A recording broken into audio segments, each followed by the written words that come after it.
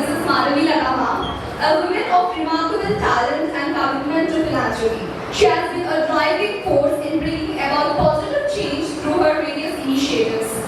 Madhavi Kompella, aged 49, is a multi-talented individual based in Hyderabad. She pursued studies in public administration and political science and is passionate about Bharatanatyam dance. Actively involved in social causes, she advocates for women's rights like Muslim women. Additionally, she upholds traditional values by participating in activities at esteemed institutions. This panel discussion intends to bring forth an engaging discussion featuring a visionary person of Village Hospitals, as she shares insights and strategies for driving positive change through philanthropy. Leading our discussion is our moderator, Nakshatra. Nakshatra is a driven and inquisitive learner currently in the final year of her tech program, majoring in electrical and electronics engineering with a minor in artificial intelligence and machine learning. She firmly believes that discipline and dedication serves as the bedrock of success. Possessing a natural flame for leadership, Nakshatra thrives in collaborative environments, relishing opportunities to guide and mentor their peers. Outside of their academic and professional endeavors, Nakshatra finds solace in leisure activities such as reading, singing, staying abreast of the latest technologies. So thank you, ma'am, for joining us today. With that, I pass the stage over to moderator Nakshatra. Latha will be coming today to our esteemed event, that is Women Leadership Conclave, and it is truly a very great motivational and inspirational change for all the women over here, all the people present over here to witness a phenomenal woman like her. So on that note, we would be having a panel discussion on the topic philanthropy driving inclusive change. So we aim to provide a lot of insights via this panel discussion about the following: women in leadership, inclusive philanthropy models, intersectionally in philanthropy, role of philanthropy in supporting education for women and girls, and global perspectives about philanthropy, and finally, role of technology and innovation in philanthropy. Ma'am, we would like to ask you a few questions which will provide a lot of information and a lot of insights to our audience over here. I wish and hope I stand up to your expectations, but let me just give a shot. Right? Yes, ma'am. So starting with a very small question. Your diverse background includes studies in public administration and political science, as well as a passion for Bharatanatyam. How do these different aspects of your life contribute to your philanthropic endeavors and advocacy for social causes? See, first of all, what I believe is you won't plan anything when you do anything.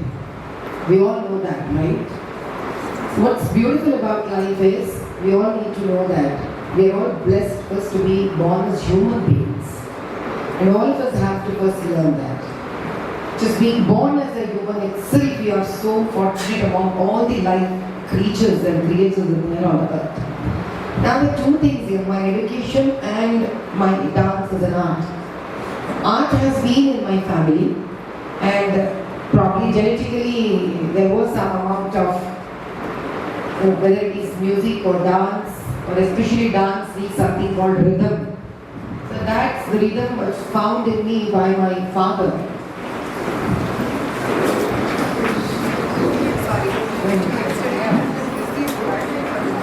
No such formalities. You are from the same fraternity. Leave the formalities to men to redeem. Please.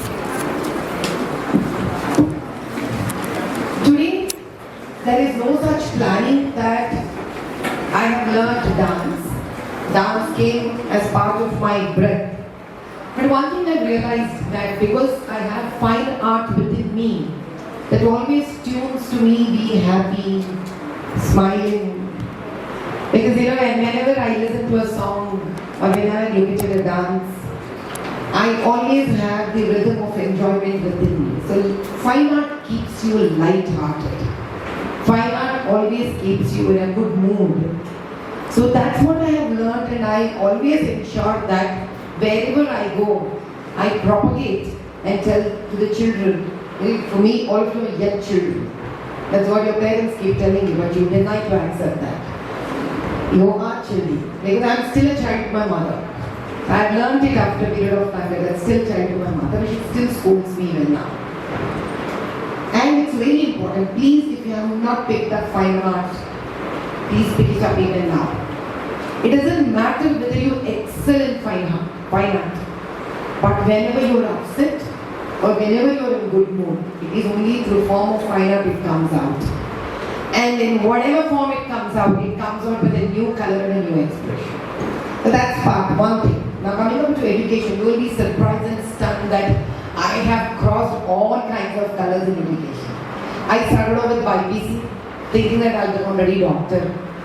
Then suddenly I realized, because I come from a very, very, very low middle class family, by the time I could even take my BPC into a government aided college, it was Navajivan Kapadia College, I realized that, two things, because I'm eldest in the family, I always wanted to beat better than if I were to be a son. It was always there in my mind. I always wanted to prove, which today I think is not required. But then that's the age how you think at that minute. It's not that, I feel somewhere I'm inferior to men, but I always used to feel that my father should think I'm a boy, not as a girl. So in this entire complete journey of mine, it was very difficult for us to even think to have a tuition, because the purpose that when students take BPC, they just take for the sake of getting into medicine. So then, this Ratna Junior College, they were all very famous. There are the tuitions they all used to have. Yeah. And my father just can't afford that, and I can't take money from my father. I feel so egoistic taking money from my father. Because even in intermediate after the college, I used to go back and then teach in government school. Earn 130 rupees per month. Teach them English. And I was 1 year older to them. And the atrocity is for government school children, even if they are 10, they just can't make it up. So I was teacher from there. At the age of 16 itself, I was formally a teacher.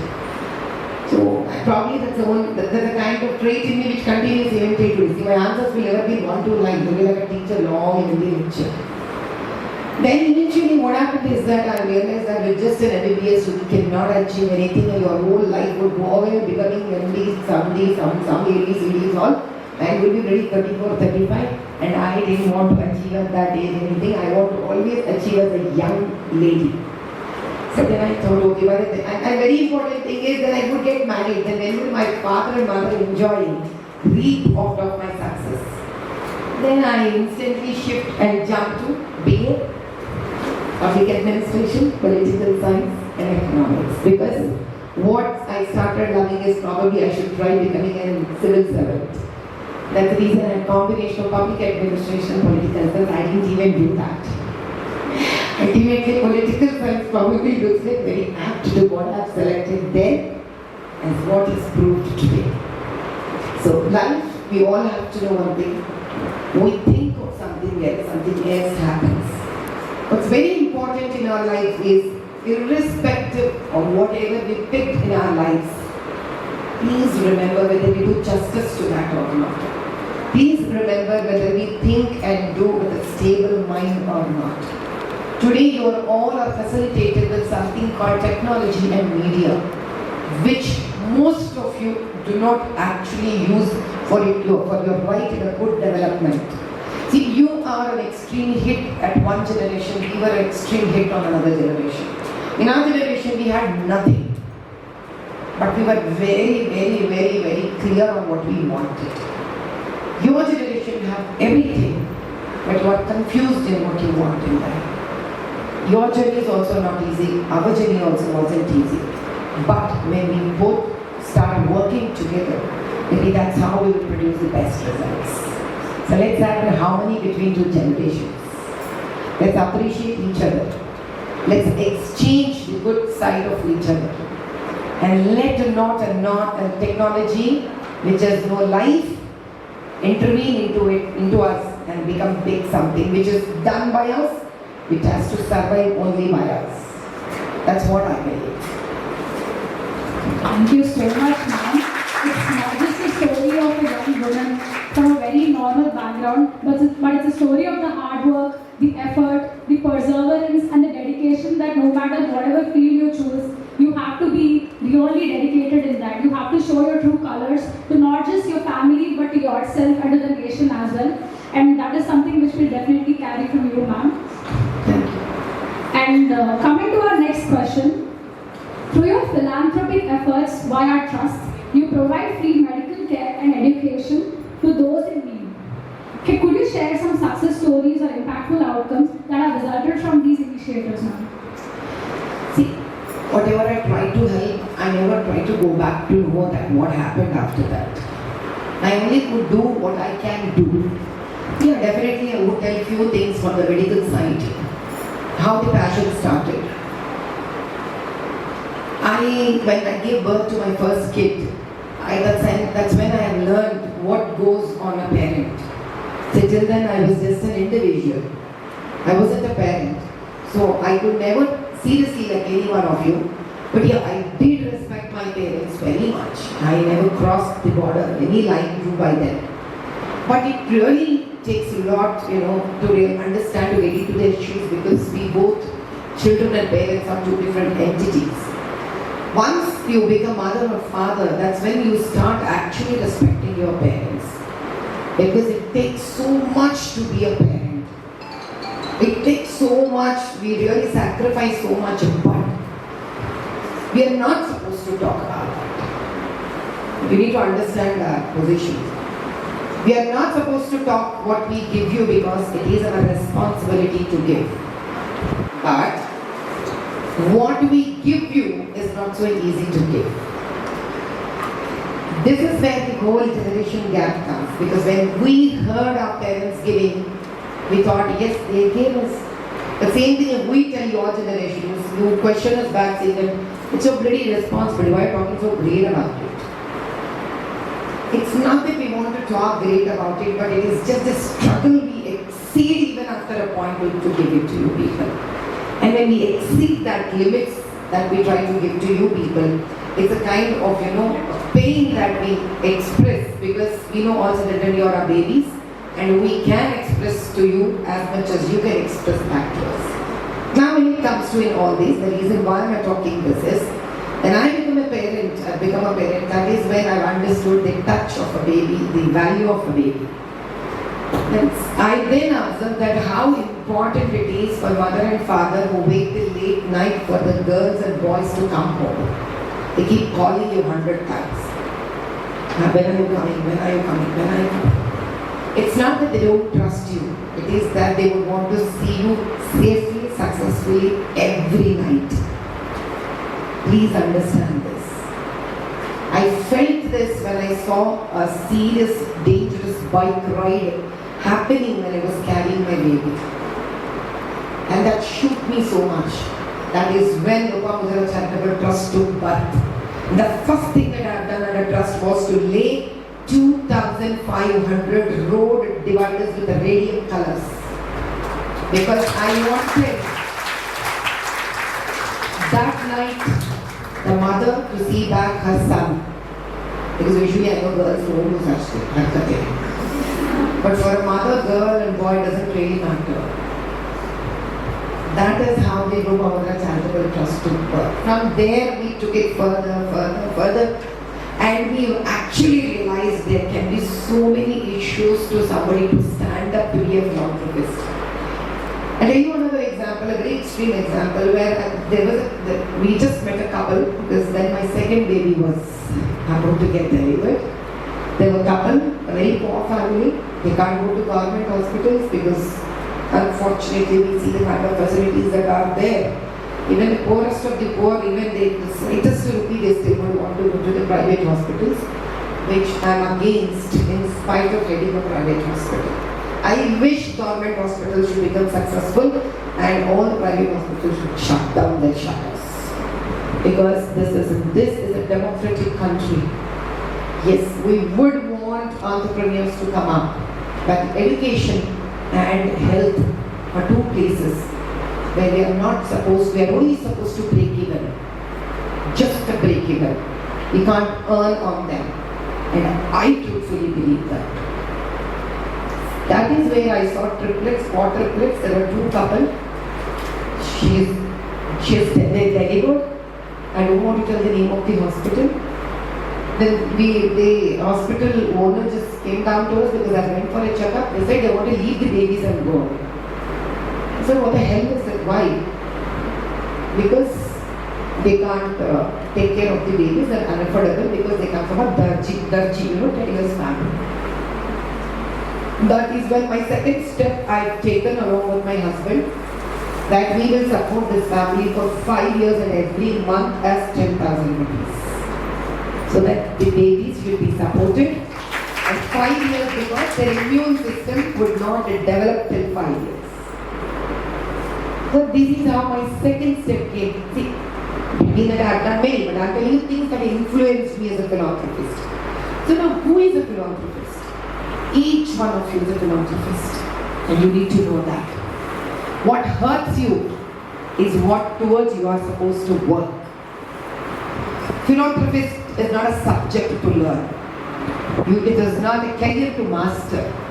It's whether are you a human being? Have you been hurt in your life? Have you seen struggling for something? And did you stand up for that, helping somebody else?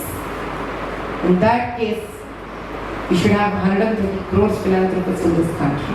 And I'm looking forward for that. Thank you. Thank you so much, ma'am. I think the first form of love which I have seen or which everybody over here has experienced is from a parent itself.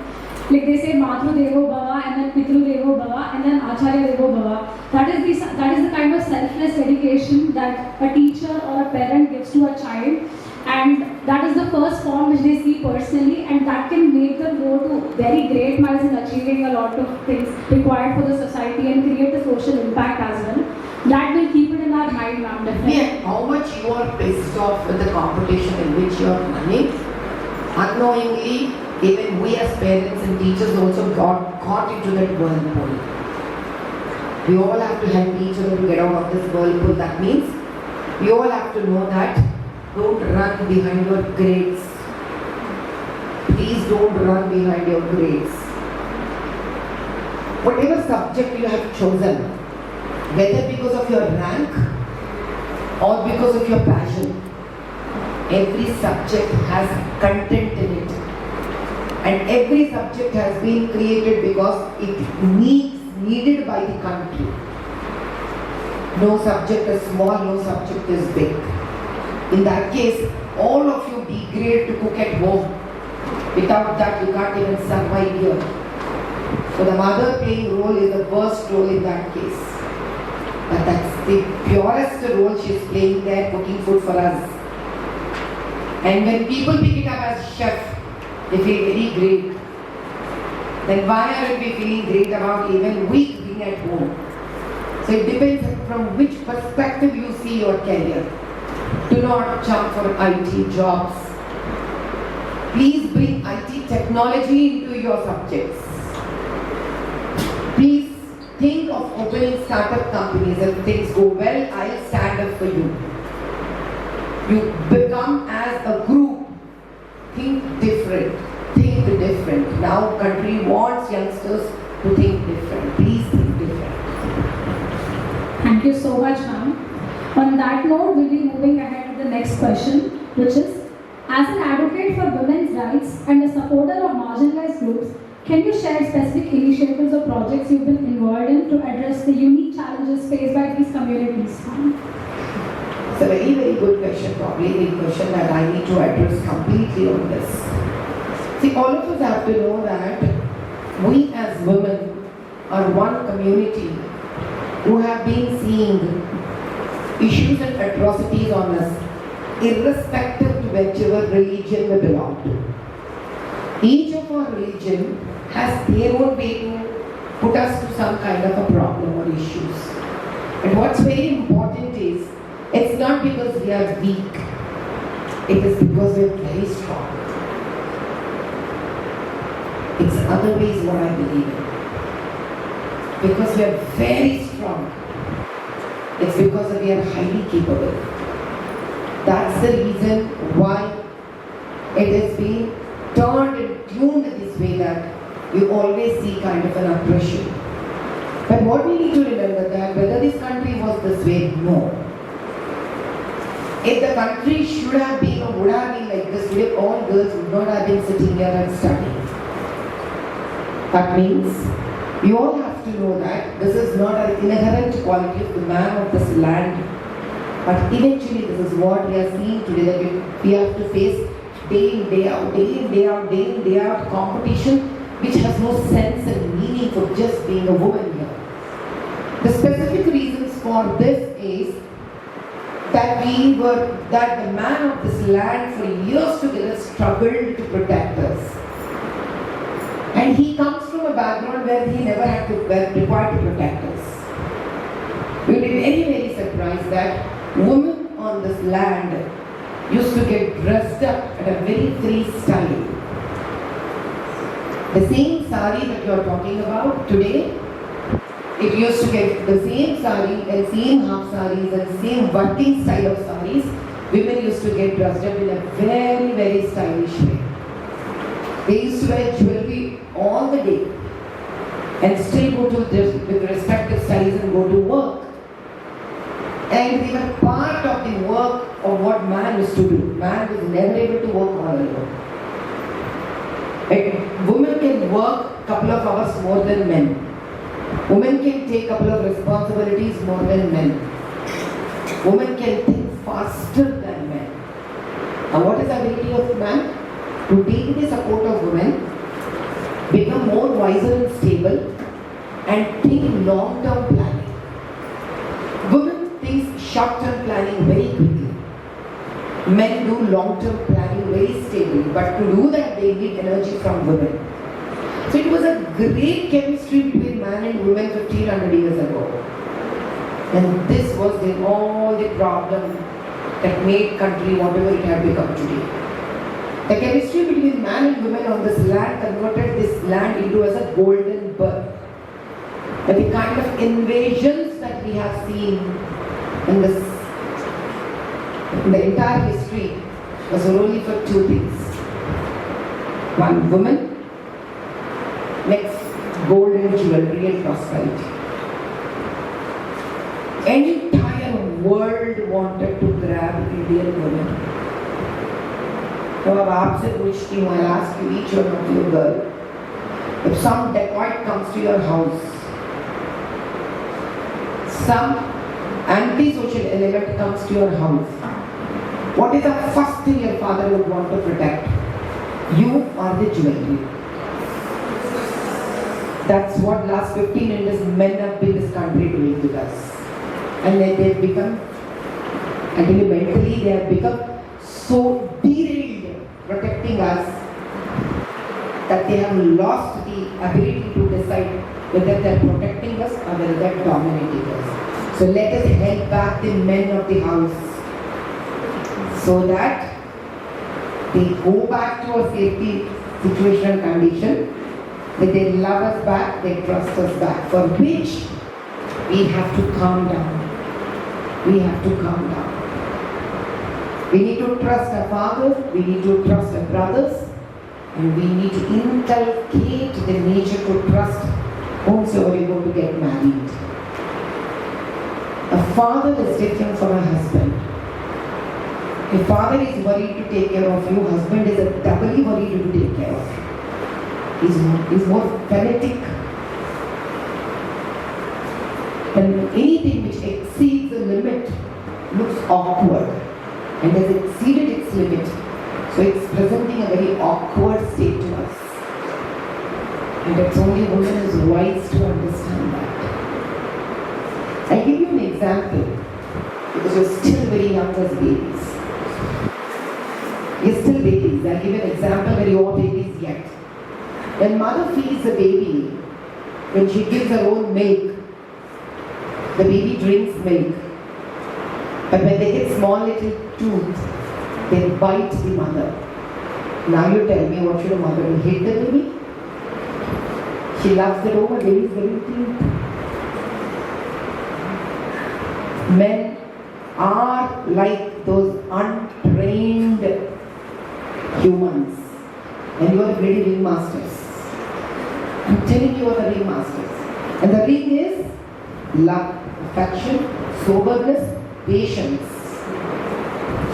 Keep it up at home. Help your men in the home to calm down. And it's only possible by you people because today, speaking frankly, we have very, very distorted family life parents. Parents keep on fighting at home.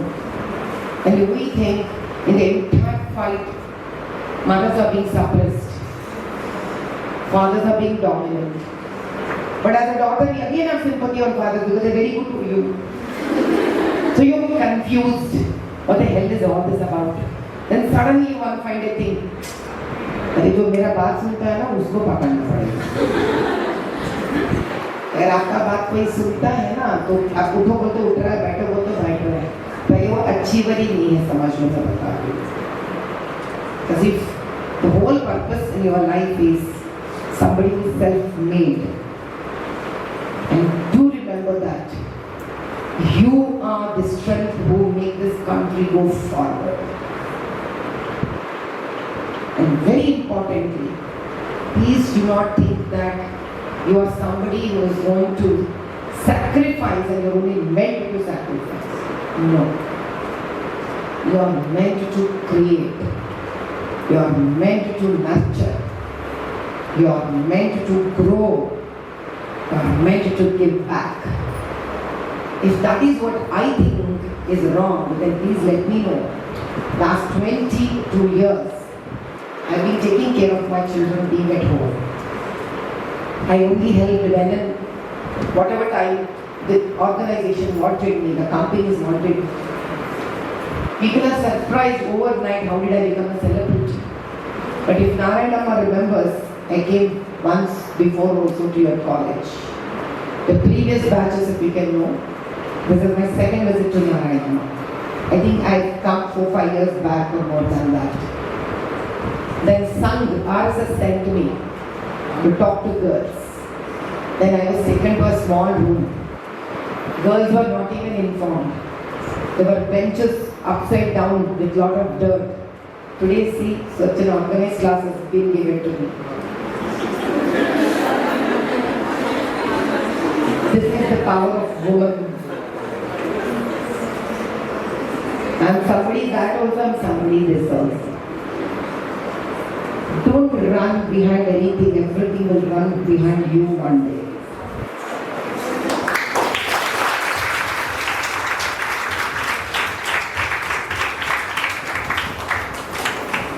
Ma'am, truly speaking, the energy which a woman has can bring a lot of growth in the society and the country, not just in the house. So that energy is being provided by our principal, by our faculty, by the college itself, by empowering and educating so many women over here. And it is truly a very great thing to witness a dynamic energy such as you in our presence today. And coming to our next question, ma'am, as someone deeply engaged in social causes, what vision do you have for the future of philanthropy? And I'm sorry, I have not attended a question. That's the reason I tell I'm a teacher. And I get derailed so fast. Coming up to what we are supposed to, what I have planned to do for the women is very important. By God's grace and with the support of all the women, I'm sure I'm going to stand up and win the race that I have been given to. Take it up. The first thing is I want women to turn up into entrepreneurs and not working women in some company. You should not be working for companies. You should make up your own business. For that, don't stand up as a single person, stand up as a group. Try to understand each one of you the subject or the passion that you've picked up, anything. Please come together as a group and a cluster. I will stand with you. And second thing, for all those girls who come from minority group, we first need to work towards their education capabilities, giving them the prosperity and the chances for them to get educated. Especially if you belong to a minority, please work with me. Please work with me. The first thing I would want to do is, though you are still young girls, you may come across a lot of friends and their family members. All those women who are hit by diverse cases, all those women who are hit by triple talaq, we would want to stand by them financially, economically, socially. We would want to support them. That's my pride. The first criteria of mine is we have to stand with those women. Give them the skills if they do not have and let them stand up by their own. And if they have a skill, we need to stand up by them. We women only can help one more woman to stand up. And I'm always there for that. So, female education, female entrepreneurship, female independent careers like lawyers, chartered accountants. These are those, independent careers which can be picked up. So I am interested to work with those careers also. It is very important that we women, somebody wants to become a lawyer and become a lawyer, we need to spare at least 20-30% of our career to uplift women and their profits. That's very important. A woman should always work for charity at least 24% of her life in her career to uplift another woman. We have a lot of atrocity cases, household cases, family issues, business issues, employees who have their discrimination, gender discrimination issues. Always remember, we have the responsibility to give back society as women. So please ensure whatever careers you pick up, you uplift another woman in your life. And whatever it may take, I will stand up for that.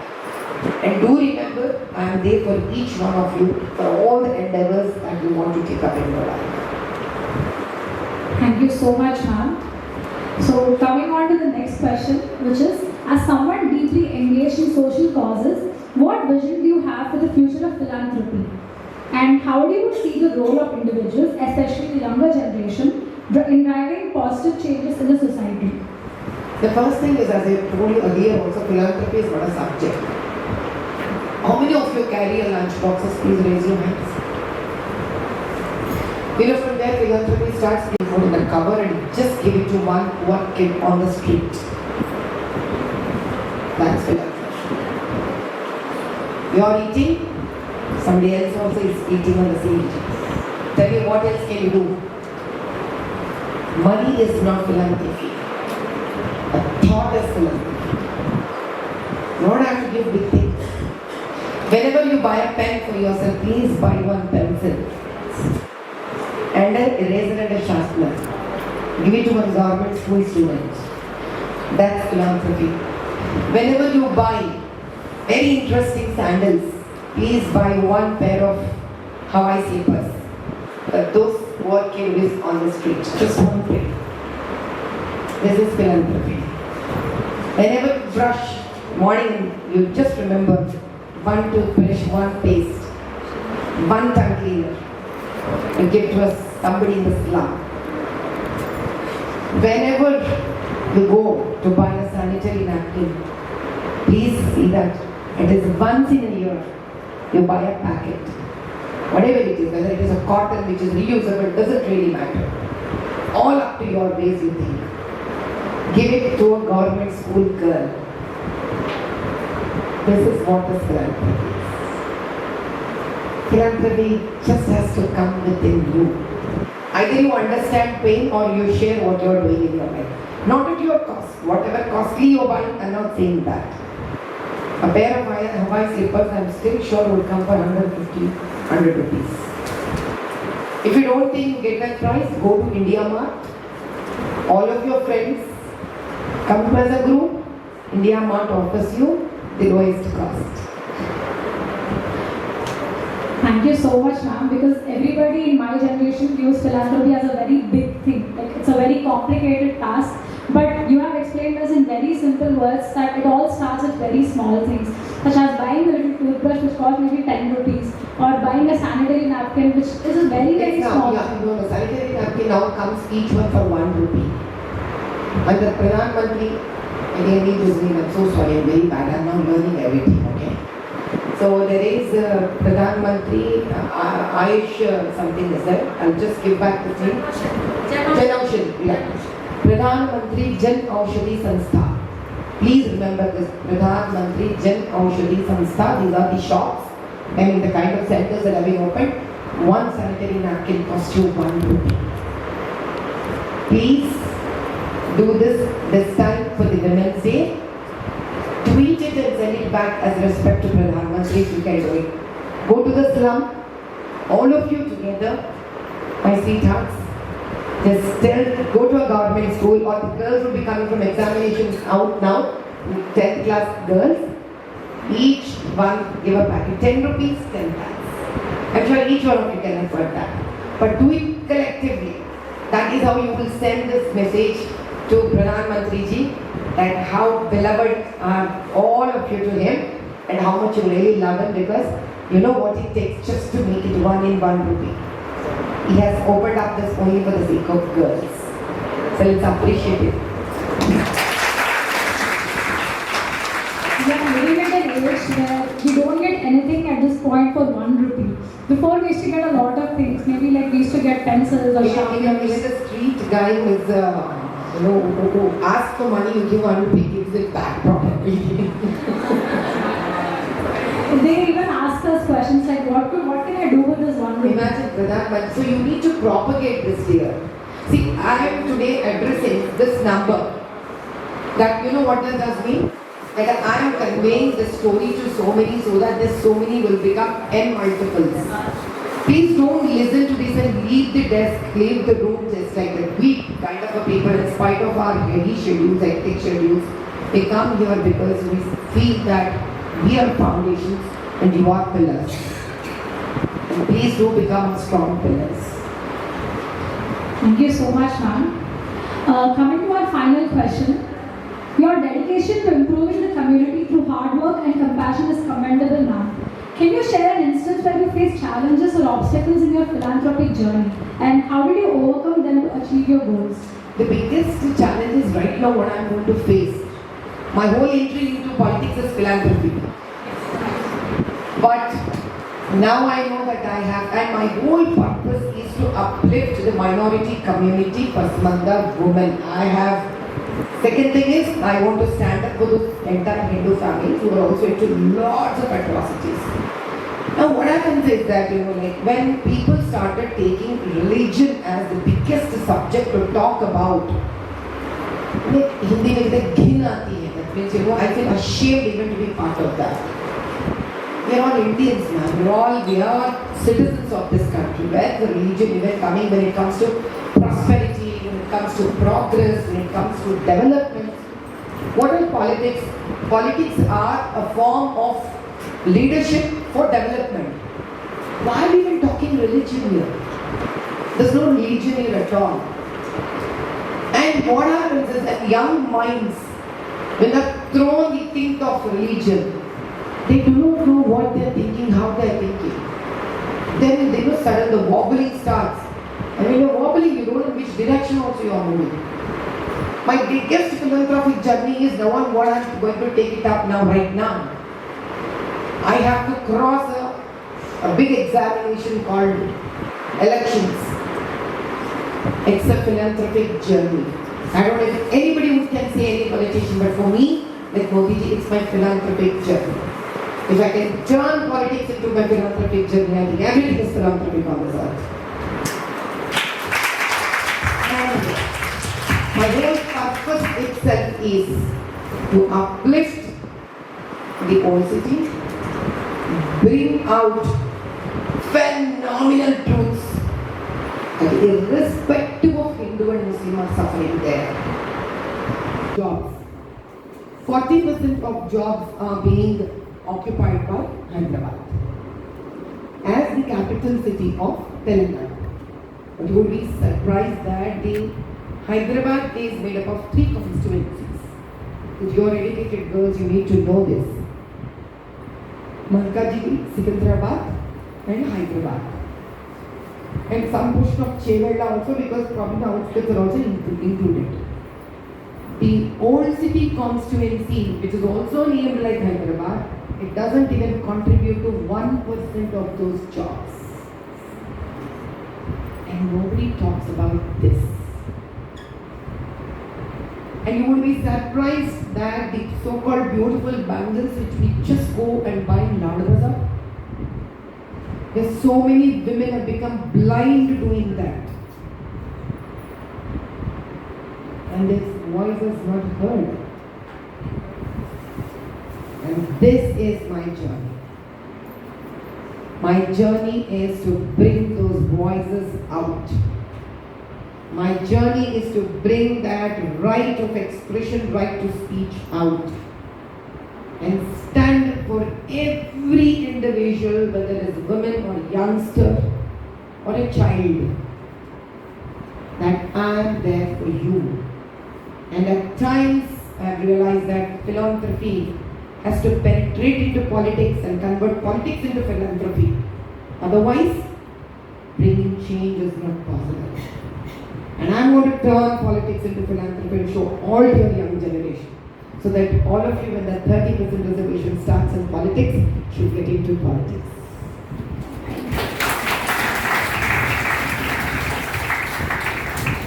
It is truly a very miraculous thing that most of our generation wants to get into software only. They don't want to go into politics because it's a very, very big task for them. Improvising their lifestyle or helping people out there. Either they say it takes a lot of time for them or it's a very hectic process. And they give up their dreams. If you are a philanthropist, then you will understand what politics is. If you are not a philanthropist, then you look at it as one more career. Politics is not career, politics is sacrificing. And only a philanthropist sacrifices. If you want to make it up as a career, you need experience. What experience? Life experience. What is life experience? You don't have a family, have children, see how difficult it is. But at a very young age, if you want to become a politician, then start becoming a philanthropist. That's the only way you become a politician. Thank you so much, ma'am. Now we have the floor open for the audience because ma'am, initially she told that she would love to address all your queries too or any questions which you would love to ask her. So anybody who is interested in asking a question, if you may raise your hand.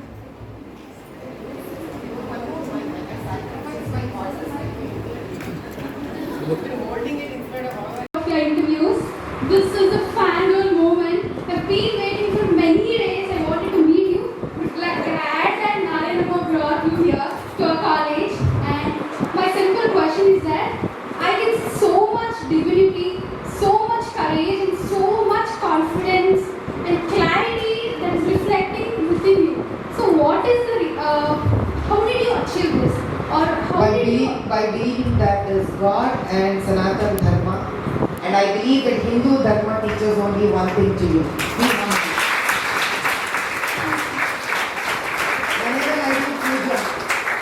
Whenever I do my puja, whenever I do my japam, I only ask one thing.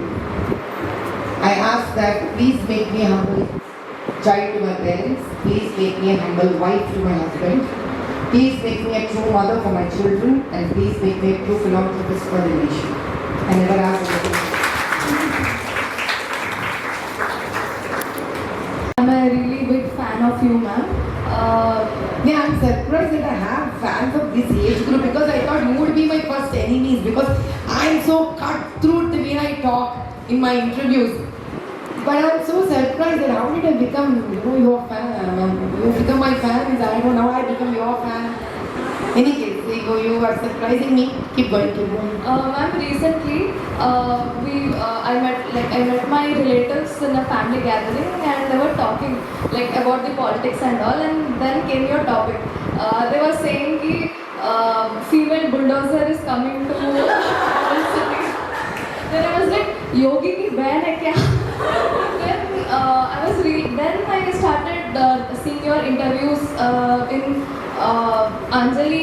with Anjali journalist, and also they were talking about you in Arnab Goswami show also. And I was really very enthusiastic and I got really motivated, ma'am. Then I started following Sanatana Dharma, and before I used to hesitate to keep bindi and wear bangles. Now I'm proudly wearing it. This is my culture. I am a Hindu. Thank you.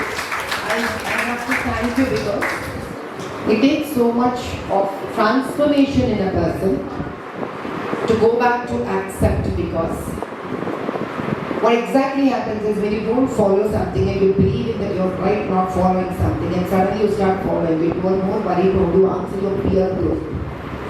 So clap for her that she stood up. Either she can answer or she doesn't have. But for either case, and thank you so much that you have given the credit.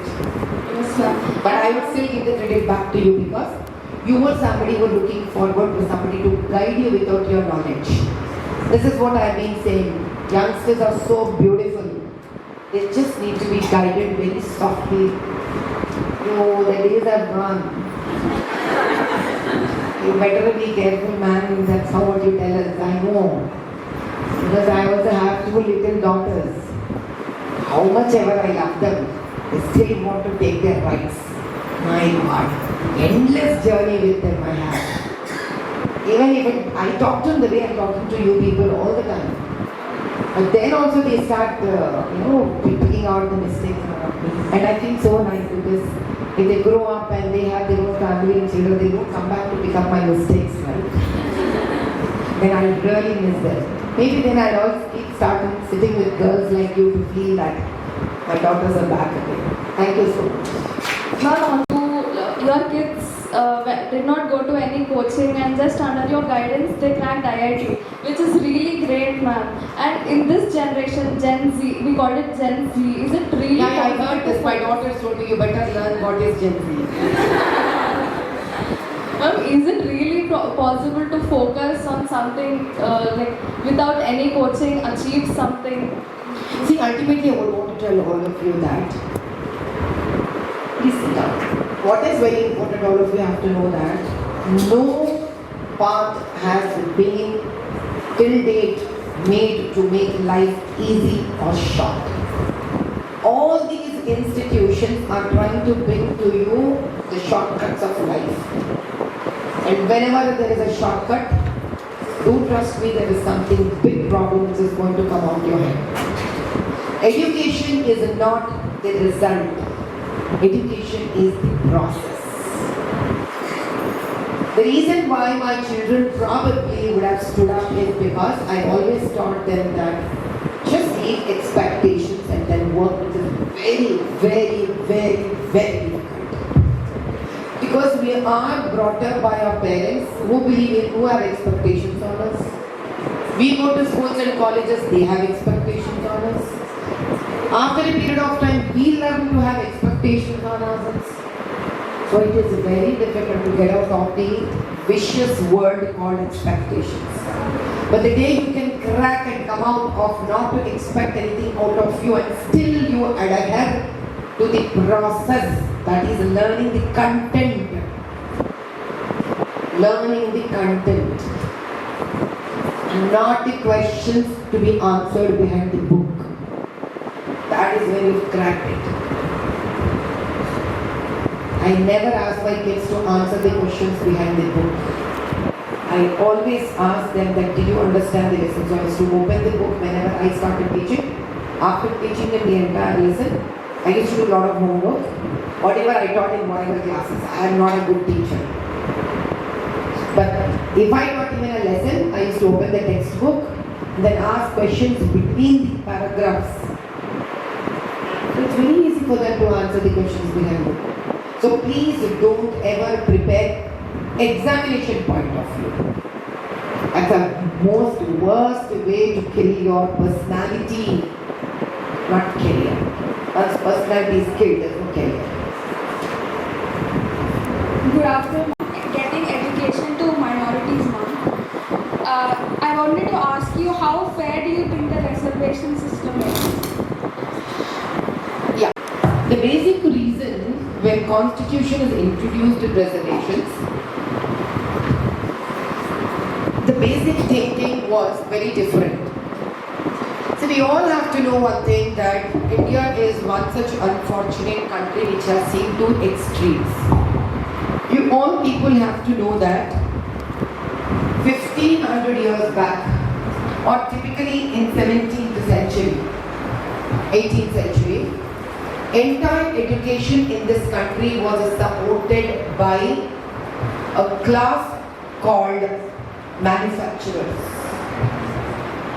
And you know who those manufacturers are? Potters, goldsmiths, farmers, and what do you call people who make the steel kind of stuff? Blacksmith. You will be surprised that the end carpenters, this is the section which was termed as Shudra. Unfortunately, the terminology has been misquoted to the generation by the whites. When you say Shubham, and Shu can give you good meaning, how can Shudra can give you bad meaning? Tell me. None of us ever could raise this question and think. Indians are leaders, but we were turned into followers. Shuddh. Again, you have Shudra. Shu means the group or the people who run to produce or to do something in the best interest of two groups. That's what Shu means. And Dra means all those kind of activities that where the person keeps happy both ends. So Shu is somebody who runs towards a direction, and Dra means who manufactures or does any work to keep two groups happy. That's it, is Shu. And according to the Hindu scripts, we define that the Brahmin community comes from the head. And so is it great that somebody comes from the head also has headache? It has brain cancer. Headways doesn't mean that it is the best thing. In that case, the Brahma himself tells that I wash your feet. That's what he said.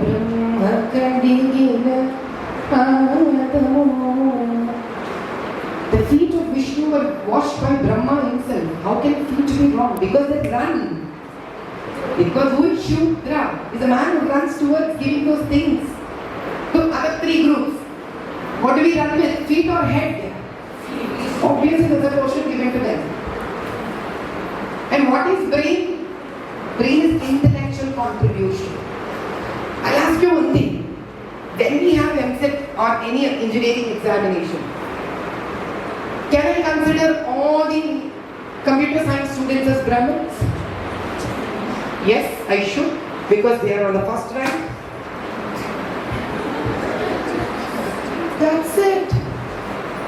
One point of time, there would have been a kind of an examination where one group would have proved that okay, we passed this examination, we can mark. Then immediately what did they do? Okay, ready for you, intelligent, then you sacrifice. So they say you can't wear proper clothes also. Because if you start wearing clothes, you want to wear better clothes. So they said as a Brahmin, you can't wear nice clothes. So there is no Angavastram, there is no top shirt, you only have to tie themselves as an Angavastram. You can't have craft. Because you have hairstyle, then you always look at girls. Come on, put a shika. Do japas for the community. Can't wear slippers. You need to know that. They were meant to sacrifice themselves to the community.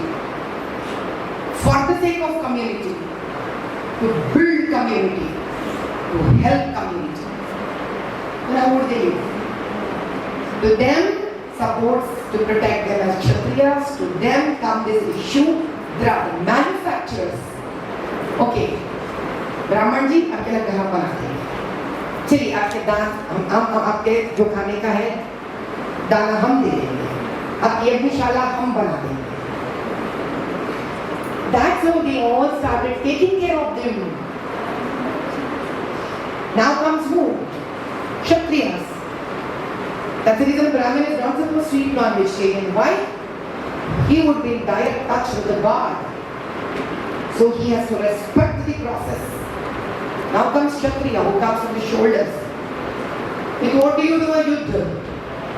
With With your shoulders only, right? That's the only reason why they come from the shoulders. That's what is believed. Because they do not know when they die. They do not know how long is their lifespan. God told, okay, chalo bhai, because we don't know how long you will live. They'll give you jewelry, we'll give you big buildings, we'll give you wine, we'll give you knowledge, we'll give you everything because you also have to be very strong. That's it. As simple as that. Because he don't, he shouldn't be disappointed one fine day he will die. So he should be happy, content, and go and practice people. That's simple. And next comes traders, Vaishyas. You know what? They are also not allowed to eat non-veg. Only two people are not allowed to eat veg, Brahmins and Vaishyas. Because Vaishyas work with people and people are equal to gods. They are traders, not entrepreneurs. And what do they trade? They trade what Shudras make. See, no community will make just 10, right? If 10 is a requirement, they make 15, 20 because they don't know what is the requirement. So whatever the barter system happens in the particular society, that's all is politics. That's a subject we all have to suppose today. Politics is not politics, what you're thinking is today. Learning these things is polity. Those things that are left over, suppose they make pottery. Those days only they used to eat in pottery kind of, like made out of earthen material. जितना देश के लिए हो गया, छोटा society के लिए हो गया, बाकी तो बच जाता ना, उसको कौन ट्रेड करने वाला? वाइश्या ट्रेड करना। So he will be working with money and people. So he cannot be a non-veg trader. Because he should be humble and need to keep it soft. He can't be greedy towards the manufacturer. And now why manufacturer is allowed to eat, drink, everything? Because the guy works hard entire day doing manufacturing. So he needs to sleep back happily. And get up with a good fresh body in the morning. Now tell me, where are all these coming from? But doesn't it look so simple? Because a larger number is about the manufacturers, whom you call small scale manufacturers today. They started sponsoring the country for education and religion, temples, arts. For all your surprise, India had 4 top universities in 16th, 17th century behind. Latha, and then your Takshashila. In Punjab also you had one thing. And down south you had. Which was university? I'm so sorry, sometimes I know sort of my knowledge. But I know there are 4, Takshashila and Nalanda. These are 2 things I very perfectly remember. You will always surprise each university from England itself. That was the count of students which were there in this country. बनता है किसी को है jealous अपने ऊपर तो बनता है इतना को jealous. But unfortunate thing is we didn't have unity among us. So what is collapsing this country? Unity. The day there is unity in the family, the day there is unity among the fraternity, like all girls, the day there is unity in the entire country, I am sure we'll be golden bird again. The more I learn about you, I'm sure like many of them in the room, I'm left to wonder why you have not entered politics yet. So my question to you is, why do you believe now is the right time for you for your entry into politics? I never thought it was the right time for me, but then that's how it happens. See, politics, according to me, is the highest level of working towards a nation. Please understand this. Politics is that highest position in life to work towards a nation because you have power to execute philanthropic works. end the kind of situation that we all are living today, because in previous years there used to be kings, so kings were from the childhood are taught. Like you see Shivaji, Chhatrapati Shivaji, Jhansi Lakshmi, you have all these stories, Rama, all these stories, because right from the childhood they've been taught, you have to live for your country, you have to live for your country, dharma, nyaya, all these are taught. So they are trained to listen to this constantly to the extent that they can go to any level to protect their nation and their dharma. Now in modern politics, how do you become so wise? You only become so wise when you have catered to the requirements and needs of your family and society. Only you grow up to that level. So by the time I could grow up as a good daughter, then become a good wife, then become a good daughter-in-law, become a good mother, become a good philanthropist, I think probably cosmic system has decided now it's time. It's a journey of paripakvata, sadhana. I would believe that maybe my entire life of sadhana would have come to a state where I would not misuse the power of politics when it comes to my hand. And for that, Mother Goddess would have chosen me that now you have become very good enough, then I'm sure you would not misuse this. That's how I think I would have got the opportunity.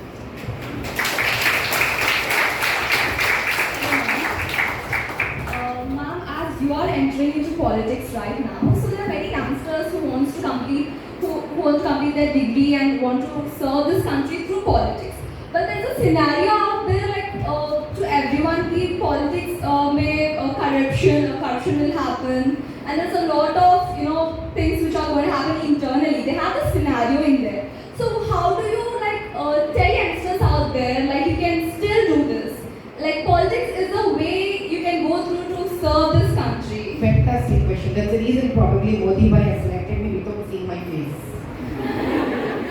Probably you want to convey to all of you that this is how the country is going to now move forward under his leadership.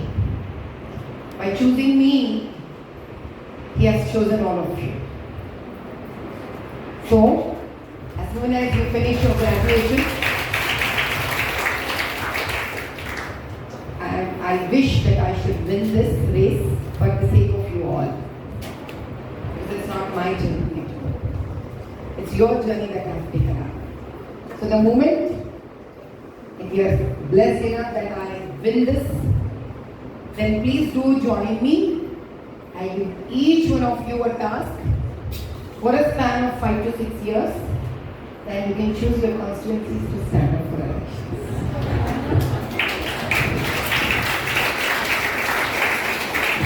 Thank you so much, ma'am.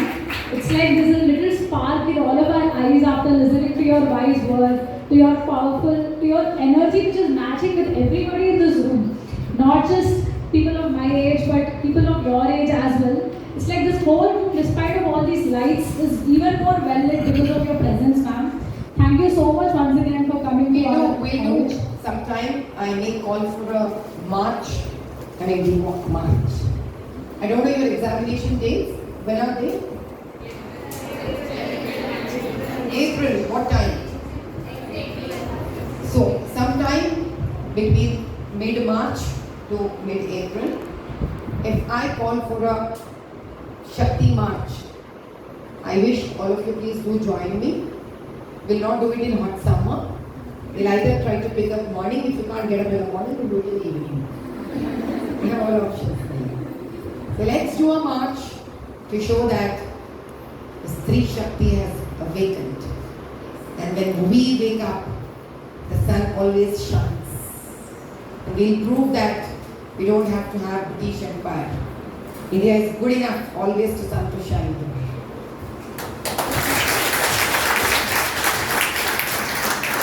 So ladies and gentlemen, please join me once again in expressing our gratitude to Madhavi Latha ma'am for generously sharing her time and insights with us today. Ma'am, your presence has enriched our gathering today, and we are truly grateful for your dedication and commitment. Thank you, ma'am, for inspiring us with your words and wisdom. And thank you, Nakshatra. Thank you.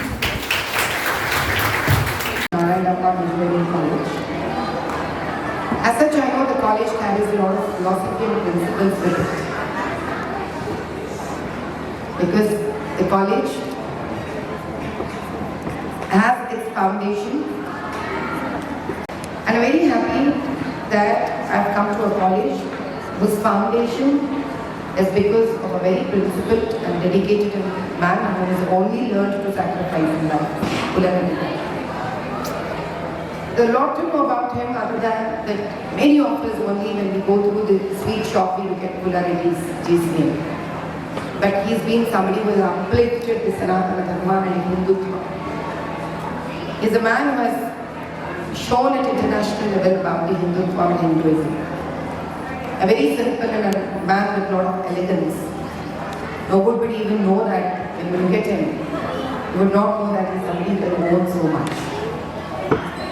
And we all have to learn from people like that, that the more humble we are, the more and more we grow up in life. It's definitely a privilege for me because such legendary personalities belong to this land of Telangana, and I am today part of the Telangana. So what's very important that all of us, when such great personalities start institutions like this, it's our responsibility that we carry forward such legendary persons, principles and philosophies. So our responsibility actually is more. And I'm very much sure that it is being done because today when I looked at, when I've been invited to this program, and I was there spending maybe 1.5 hours with those young, sweet little girls, the kind of humbleness that they have presented to listen, and the way they are inspired to do so much going forward for the nation, and stand up for the nation itself tells that youngsters are the true, transparent, trustworthy blood anywhere on the earth. So educational institutions should not only teach them the academics, but also should inspire them becoming true leaders. I not only congratulate for able to take up this process successfully by Narayanama College, but I would also promise them that as a female leader, I would always stand up along with every female who wants to turn herself into a leader. The beauty is, men have to choose to be leaders. Women are born leaders. Yeah. Yes. Thank you, ma'am. Thank you very much. Your presence itself is a